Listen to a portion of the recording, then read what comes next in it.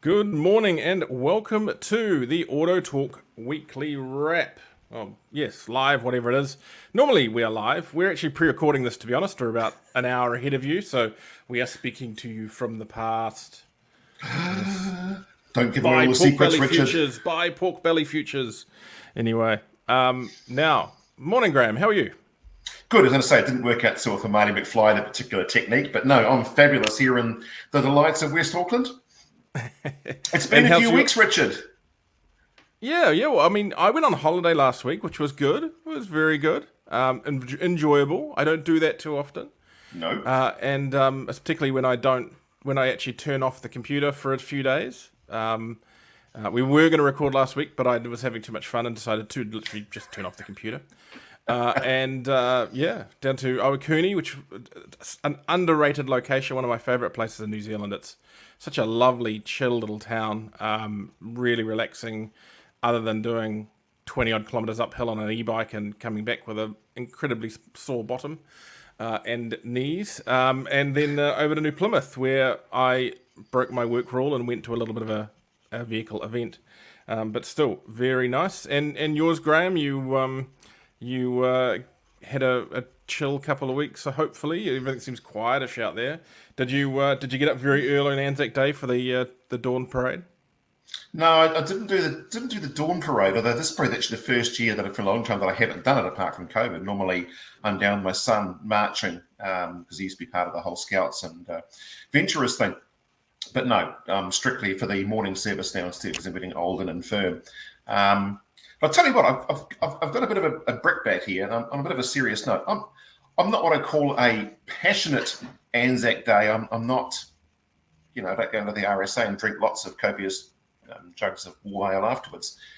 But here's a real brickbat, and I'll name you too, because it doesn't matter. Right opposite Waikimete Cenotaph and the service on Anzac Day morning, Kiwi cheap cars opening the yard up for business, customers coming in and out. This is at 10 o'clock in the morning, actually quarter to 10 in the morning, all the way through. Oh, that's a real smack in the face. And if you're watching this at the moment, give yourself an uppercut, champ, because you're obviously not terribly Kiwi in the way that you approach things like Anzac Day and what it means to the majority of Kiwis around a simple morning of remembrance for people that have sacrificed a whole lot more than selling a few shitty imports on a Anzac Day morning. It pissed me off. It would almost be less offensive if they didn't actually have Kiwi in their name. Well, yeah, I think it was a delicious irony that more than one person at the service may have also commented upon. But to me, it was just, it was cheap, but it wasn't in a good way. Yeah, and notably probably illegal. I know It there are a is. few loopholes, but yes, but pretty illegal. Yeah. There's no loopholes in that one. You should be closed like all the rest of us. So yeah, that's my morning rant off my chest. But I just thought it smacked of everything that I abhor in this trade. Well, yep. Okay. Well, we might look into that one because let's see what they have to say for themselves. So keep an eye on AutoTalk for that one. Anything else going before we get into the news for the week? The industry's been more busy, or it's been busy than you might allude to, Richard. But school holidays are always a tough time in some ways for the industry. But the big thing we're all dealing with right now is shipping. You can buy the cars in Japan, you just can't get them here as quickly as you want to. And we've talked about this all year and into 2022 about the crisis in the shipping industry. It's still going on. There are still lots of issues in the supply chain, and it's making things tough. And I feel sorry for the logistics providers who are stuck in this space where they've got customers yelling at them on one end, they've got the agents the other end piling up stock, and it's just not a happy place to be. So I think that'll be the story continuing in 23. You can blame the appalling state of the Australian port industry. Yep, but I think there's more to play than that too. There's clearly a shortage of vessels out there as well, and that goes back to everything ranging from the Clean Air, the Low Sulphur Act, about the number of ships that were retired just around the same time as COVID, the new builds in the works, or the lack of new builds in the works. There's all these different reasons beyond our control, but it's tough to get stuff here. Time to buy an old Sea-Link ferry and chug on up to Japan and pick half a dozen cars up yourself and chug on back. Or an Antonov, perhaps. That was an idea that floated about 20 years ago. Myself and an associate of mine, there was a crisis at the time. This is a true story. Good one for a Friday morning. There was a shipping crisis, and I can't recall what it was now, but we genuinely looked at the idea of what it would cost to charter, I think it was an Antonov or a very large cargo plane, and we figured out we could fit about 45 cars in it. And the cost wasn't nearly as bad as you thought to get cars. So yeah, there's that. Yes. Well, could you resort to the old 80s way of slapping them on the slipway of a Russian trawler heading up and down?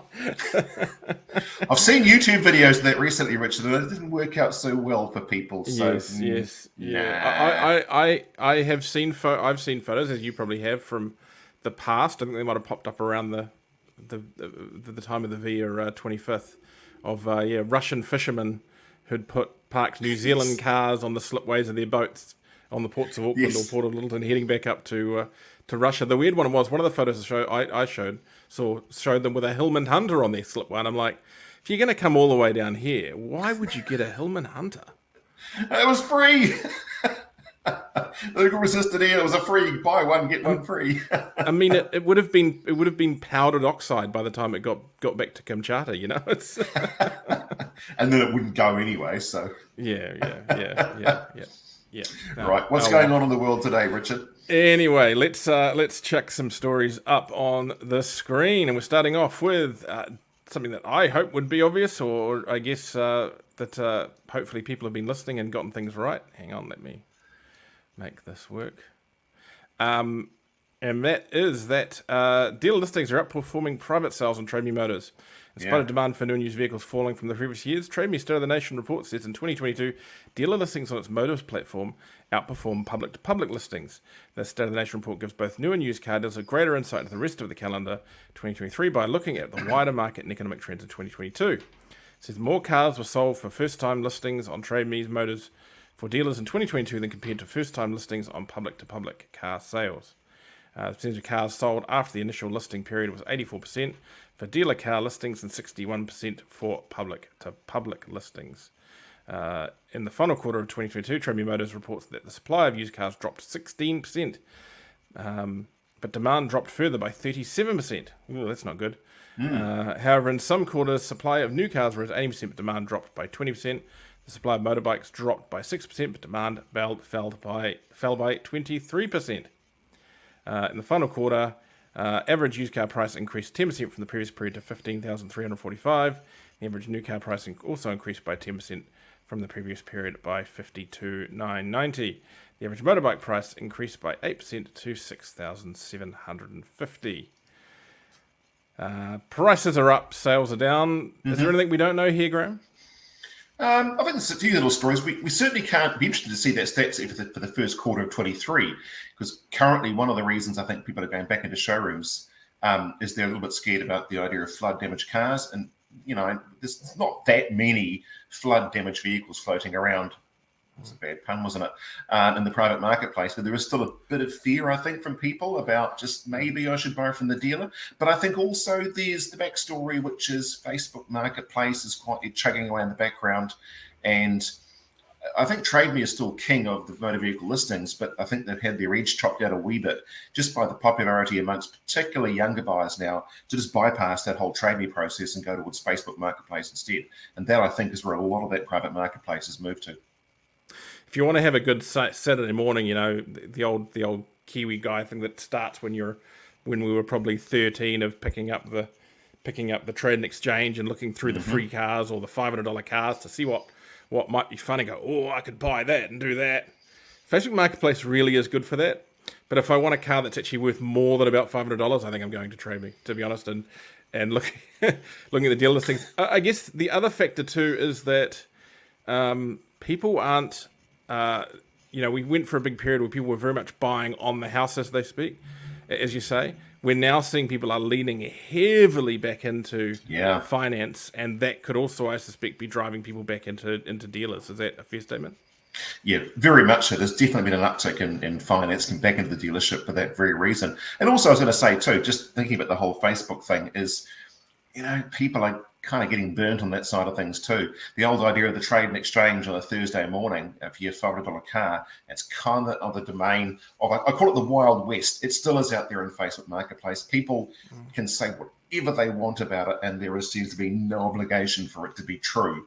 And I think that's probably propelling, again, people having bad experiences buying privately back into the showrooms. Right, now moving on to the next one. Government announces final changes to CCCFA regulations. I'm not saying what it is because you all know what it is. The change will be applied from May 4. The final set of changes include narrowing the expenses considered by lenders to exclude discretionary expenses more explicitly, providing more flexibility for lenders about how certain repayments may be calculated, and extending exceptions from full income and expense assessments for refinancing of existing credit contracts. The changes aim to increase ease of access to credit while maintaining a strong level of consumer protection, coupled together with the initial changes that came into effect in July 2022. They worked with the industry on this one. I mean, long story short, they bungled it. They're basically dialing it back a little bit, so there is actually a chance that normal, reasonably financially healthy people can get car finance without having to do anything dumb. Yeah, and what is it, April 2023? So we've had, a couple of years of this abomination imposed upon us. And it's about time it got changed. This should have happened a whole lot sooner. I'm glad we can do earthquake responses a whole lot quicker in this country than we can actually change legislation. That's all I can say on that one. Yeah, so some would argue that people without roofs over their head... You know what I mean, Richard? Actually, out our way at West Auckland, I think the people of Pihar and Karikari would argue and say, looks like they can write legislation around CCCFA faster than they can fix our suburbs. But that's a different story as well. I guess, yeah. There's only so fast things can go. I thought it was interesting the other day watching Fair Go, and there was a bit of a bungle with a woman who was struggling to get an insurance claim across the line for her car, and they gave all sorts of excuses and delayed it and all this kind of stuff and said no, and it was because they couldn't get the footage out of Bunnings, blah, blah, blah. And in the end, when Figo got involved, they paid out. And their excuse was that they were dealing with flood earthquake claims, and that their customers who were in urgent need of housing and stuff were more important than dealing with this. And I'm like, okay. But you guys actually took the time to make excuses and say no before, but you're suddenly saying that you didn't say yes before because it probably took you more time making up the excuses than it did just saying yes this time. We're going to see a whole pile of stuff from insurance companies in general insurance terms, not our fantastic warranty industry attached to the car industry, using in floods as excuses for a wee while yet, I think, Graham. Well, it makes a change from saying, due to COVID, our call center has been overloaded with calls. Like, is this 2023? So you're going to have a new excuse, I suppose. We're looking at you in New Zealand. Avanti Finance promotes Knox to head Australian subsidiary. Avanti Finance recently promoted Chief Risk Officer Liesl Knox to the role of Chief Executive of its Australian subsidiary Branded Financial Services. Her appointment, effective in March 2023, follows the strong growth of the company. Knox will be responsible for the overall strategy, growth and profitability of the company. We know she will do an outstanding job as Chief Executive, leading the next phase of growth for Branded Financial Services Australia. Avanti Chief Executive Mountcastle says. Right, good news here. It's a Kiwi company taking money off Australians. I like that. Yeah. Toyota's doing well. Now, quickly lock your key cabinet, Graham. Toyota Aqua, now New Zealand's most stolen car. The Toyota Aqua has taken the top spot from the Mazda Demio as the nation's most frequently stolen car, according to data from insurer AMI. In 2022, the Aqua, also known as the Prius C, accounted for 11% of AMI's vehicle theft claims, despite only making up 1.47% of the country's fleet. The Toyota Aqua pips the Mazda Demio, which now comes in as the second most stolen car, followed closely by the Nissan Tiida. Rounding out the top 10 are the Mazda Atenza, Toyota Mark X, Toyota Vitz, Subaru Legacy, Toyota Corolla, Subaru Impreza, and Mazda Familia. Of note is the Toyota Mark X's inaugural entry into the top 10, with theft claims surging in recent years from only 21 claims in 2020 to 441 in 2022, a 2,000% increase in just 3 years. Now, I'm going to take a wild guess. That's actually the Mark X Zeo as opposed to the Mark X sedan because No, no, no. It's the Mark X sedan. Um, And one of the reasons why there's so many thefts being recorded now is in the last 3 or 4 years, the Mark X has suddenly become popular in the marketplace. There's more. Now, the twist on this whole story is, what are the three of the most popular vehicles sold in New Zealand by volume? It is the Toyota Aqua, it's the Mazda Demio, and it was the Nissan Tiida. In fact, the Nissan Tiida, I think, that still holds the honour of being the 2016 Tiida is the most populous car in New Zealand by make and or model and year. Aqua, we're doing, what is it, between 1,000 and 1,400 Aquas a month. I'd always like to actually do some analysis on a percentage of vehicles in the fleet being stolen as opposed to just the sheer numbers. If you've got more, they've just done that for you. So it yeah. accounted for 11% of AMI's vehicle theft claims, despite only making up 1.47% of the country's fleet. So 1.47% of the country's fleet is pretty good as a statistic in terms of numbers, I would have thought. As a makeup of the fleet, that's excellent, surely. I'm not surprised. What about the Tiida? Again, the Tiida was New Zealand's best-selling vehicles for year after year. Statistically speaking, you're more likely to have one of those on the road to be stolen. I'm not saying the Aquas aren't being stolen, but there's stats there at work as well. Now, what the interesting thing I think is that people are clearly becoming smarter thieves because we're getting away from cars with keyholes now. So how do you hotwire a car that has a start button? Well, that's the point. So again, the devil's in the details. The early Aqua, the Generation 1 and Generation 2 Aqua, the key start, they're the ones you can steal. The push-button ones, which you could have from Generation 1, and then the later generation Aquas having a mobiliser built into the keys, they're not getting stolen. It's the Gen 1 and the Gen 2. So 2012 through to mid-2017, key start only are the ones that get nicked. And for example, so we're concentrating pretty heavily now on push-button start ones for that very reason. They're not easy to nick. Mm-hmm.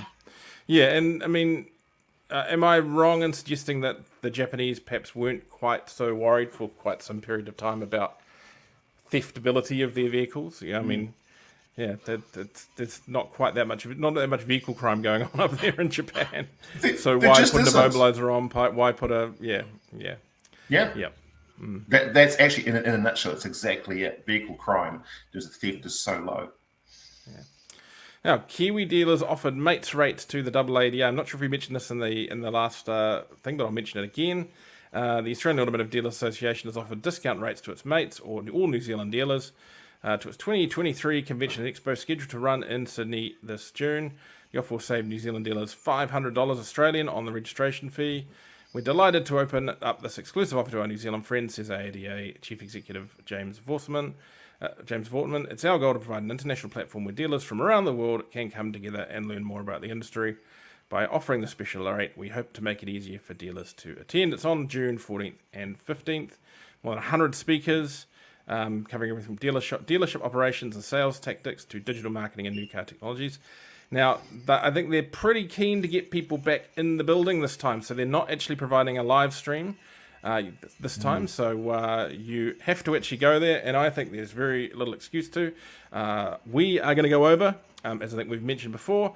We're going to put on some drinks in partnership with our friends at AutoTalk Edge, so if you drop Deborah at Auto Media Group an email, tell her that you're going, and she will put you on the list to get some details for that, and we're going to open up a bar. We know everyone enjoys an open bar and a few little deep fried chicken nuggets and prawn twisters or whatever it is, spring rolls. It probably might be a little bit nicer than that. Let's see you over in Australia for that event. We can convince you to come over, Graham. Do they deal in used imports there, Richard? Well, the big speech of the year last year, the panel discussion was about used imports. I recall. And basically it had one poor chap from Optimus who did a very good job of balancing against three somewhat anti-used import car people on the other side. I don't want to get into that debate for Australia. That's up to them to have, but I feel it's never great to have a debate where you deliberately have the panel stacked 3-1. And the host probably being on the side of the 3. So yeah, that was an interesting one. But the that conference otherwise is very useful. And of course, we'll be going over there and looking at what we might bring into AutoTalk Live at the end of this year to educate on the shore in New Zealand. Another one from the magazine. If you haven't read the magazine yet, go to autotalk.co.nz and download it for free. Subscribe as well, so you get the emails. Better Finance revs up with Casbolt's acquisition. So our great friends at Better Finance, or might be known to you as One Partner, they're kind of I like to look at them as a business manager at a box. So you basically have them on the line and on your screen, and you have a finance inquiry come in, you put it through, and they put it out to a whole pile of places inside your finance. Well, they bought a dealership. Yes, they bought Casbolt, which is the Honda and Ducati dealership in Christchurch. Been around since 1932, so it's got a few miles under its 2 tyres. Yeah, they're quite excited to have that there. Samuel Kavanagh and Amos Banbury, of course, are the owners of that, and they've partnered up with one of their staff who's taken a third share in the business, Josh Kennedy. Yeah, interesting one to see there when a company's like so interested in the dealer process that they've got their own dealer to actually test things out. And I think it's good that I even think it's a good look that rather than being a car dealership, it's a bike dealership, so they're not necessarily being seen as outright competing with many of their dealer customers. So yeah, that's a good one. Really interesting story. Jump on the magazine to have a look at that. One that we'll be discussing in the next couple of weeks, the MTA's call to action to be announced on May 9. The Clean Car Program and scrappage, labour shortages, training, law reform and more will be covered by the Motor Trade Association, and it's driving New Zealand forward, future-proofing the automotive industry. Launch at Parliament on Tuesday, May 9. It's probably the biggest event for the MTA this year. A spokesperson who expects further details will be announced on the day. Well, of course, it's an announcement. So yeah, they're basically putting out a white paper saying what they want from the government. Pretty important running up to the election. The automotive industry, broader than just car sales, is worth $30 billion, contributes $5.5 billion to the gross domestic product, and I guess they want their voices heard. So invited speakers at the launch, which is going to be in Parliament, is Transport Minister Michael Wood, Green Party spokesperson Julianne Genter, National Party Transport spokesperson Simeon Brown, ACT Party Transport spokesperson Simon Court, and MTA President Bob Boniface. If you jump on AutoTalk and look at that story, but you got a list of their concerns and what they want done. They're kind of the de facto dealer organisation now, I guess, Graham. Yeah, I think so. There's sort of a move to extend into the space that VIA has been slowly exiting around dealer, I suppose, dealer representation. Yes. Right. It'd be hard to say that one. They're just going to go back on that for a second for you, Richard. Election year is always a toughie when you've got people competing for space, I suppose, amongst the public. And the problem that the industry has is so much of the stuff is beltway, and it's not. We are increasingly fighting elections, I suppose, on issues that are hot button topics for the general public consumption, and stuff like transport, as we've seen in recent years, it just isn't sexy and doesn't tend to get the coverage nor the push that it might or it should do in the public eye, which is a bit of a shame in a way. The ute tax, Graham, the ute tax. Yeah, the ute tax. And I had a conversation actually with one of the speakers that's coming up with us about that very subject a few weeks ago at a public meeting I went to. And that's actually it in a nutshell, is because the idea of a ute tax resonates. We all know that that's a bit of a buff call, really. But ute tax, you say that to the average person, they nod their head, they know what you're talking about, irrespective of whether it's good, bad, or indifferent. So much of it now is around those basic optics for the public consumption rather than the policy. I don't mind ACT National going on about the ute tax. I think the issue needs to be looked at. I do think they need to be careful when they're talking to industry about simplifying it down to that, because it's a far more complex situation than that. And I also don't like some of the vitriol and phrasing that particularly nationally using around people who have purchased EVs with the subsidy. People who've bought EVs with the subsidy have done nothing wrong, and I think they need to just cool their heels about how they talk about them, particularly when they consider that, last year, if you even look at BEVs alone, it was like, several 16,000 or something BEVs and PHEVs.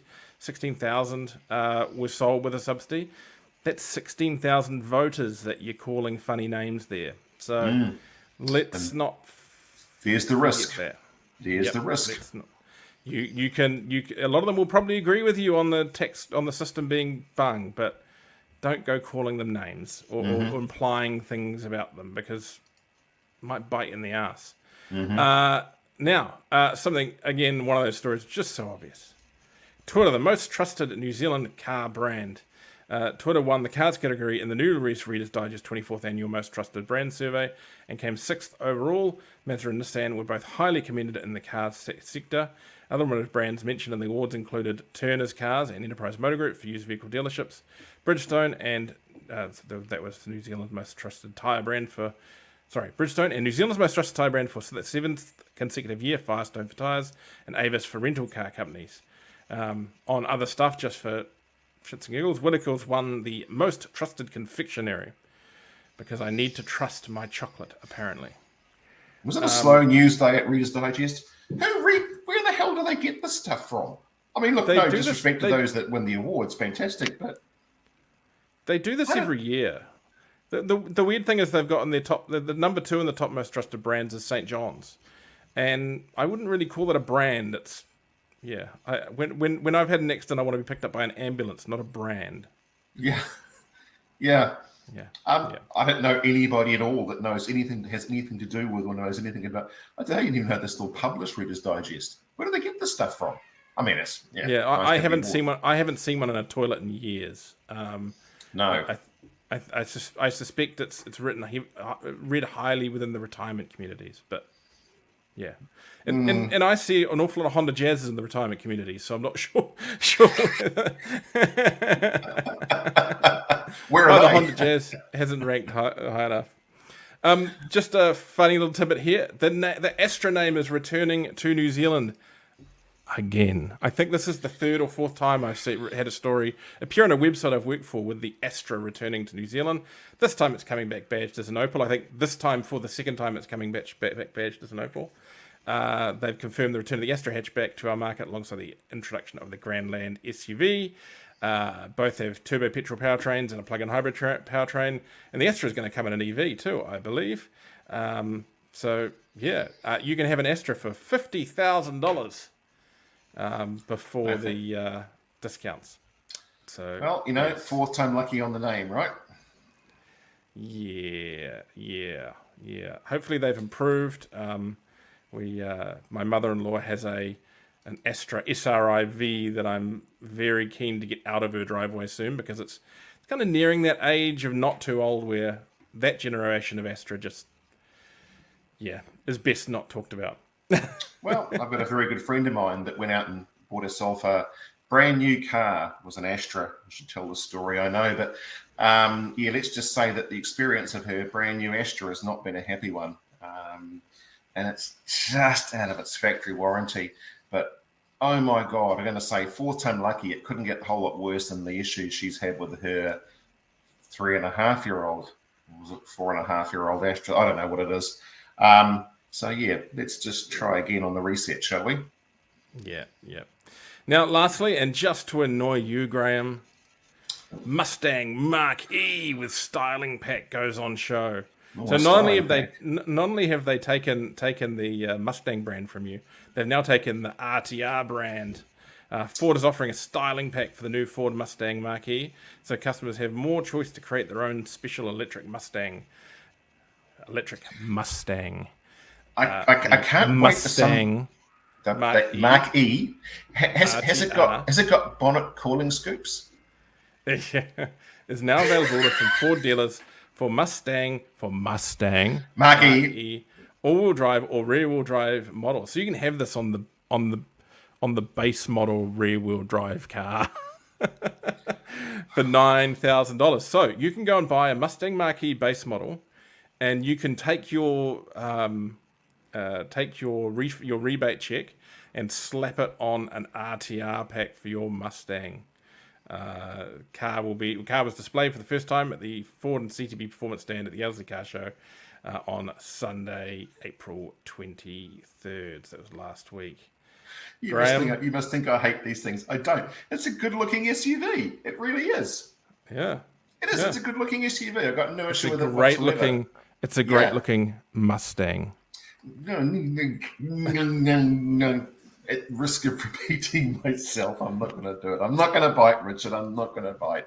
You all know my thinking on this, and God help you. I'm sure most of you watching this must also be thinking, well, if they called it anything else or a marquee, that'd be really cool. But Yeah, yeah. Now next month they are actually launching the Mustang Mach-E in New Zealand, and for our other title, EVs and Beyond, we are looking potentially at maybe road tripping a Mustang Mach-E against your Mustang. That'll be you that'll mean be we're interesting. road tripping maybe a Mustang versus a marquee, Richard? Did I hear that? Did I hear that right? So A we're road Mustang tripping a versus Mustang versus a marquee. a Mustang versus a Mustang. Yeah. So I I, can for, be for, driving, the, for, basking. for the record, I'm with Graham on this, but I just love poking the bear. Okay, well, that's a hot date coming up our way, Richard. Yeah, I think the problem with road tripping some remote spot, a Mach-E versus a Mustang V8, is that the electric one's not the one having range anxiety. Yeah, but we're going to pull up to a small town in the middle of nowhere, and I'll bet to $1 the small kids that come out of the dairy are not going to look at yours and go, "Oh, do us a bakey, mister." They're going to say, "Can you get to school on that, please, mum?" Unless we road trip around Remuera.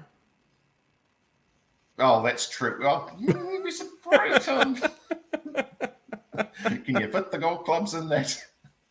Oh, look. Bit of fun. Bit of fun. Bit of fun. Anyway, look, thank you all for joining us. Nice little, relatively compact one at only 32 minutes. Wow. We will catch everyone next week for more AutoTalk weekly wrap live thingy, whatever we call it now. Catch you later, guys.